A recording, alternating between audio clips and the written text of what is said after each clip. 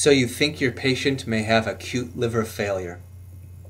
There's one thing that you must pay close attention to, and that is understanding what is the definition of acute liver failure.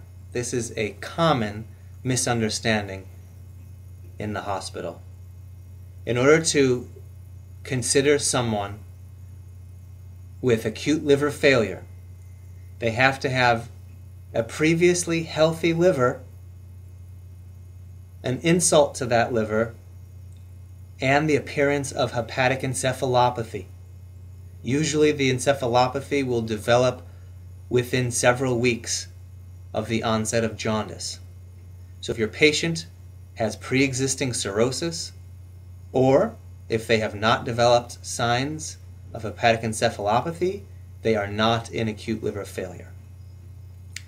The next thing you have to do is define whether this is acetaminophen or non-acetaminophen induced acute liver failure. And the first thing that you look for is whether the patient meets what's called King's College criteria for a poor prognosis. With acetaminophen induced acute liver failure, you must look at the arterial pH, the INR, serum creatinine, and the grade of encephalopathy. Notice bilirubin is not part of that criteria. For non-acetaminophen induced acute liver failure cases, you need to look at the INR, the age, serum creatinine, and the bilirubin.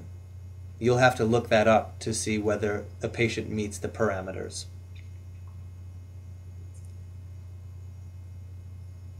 Next, what are the important lab parameters to follow during the first few days of hospitalization? Pay close attention to the INR. That will be very indicative of the trajectory of the patient's illness. The bilirubin is important to follow. However, the AST, ALT levels are not all that important. Keep your eye on the serum creatinine, as these patients frequently go into renal failure. Pay attention to the glucose, as it can fall precipitously during liver failure. Always perform surveillance cultures every 48 hours because infection is very common. And of course, frequent neurochecks. As a side note, clinical pearl, try not to give FFP to reverse the coagulopathy of acute liver failure, as this is going to change the trajectory of the INR and you won't be able to tell whether the patient's improving or not.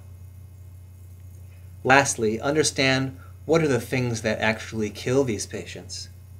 I mentioned the importance of cultures, and that's because infection, regardless of the kind, is very common. Alternatively, these patients die of cerebral edema.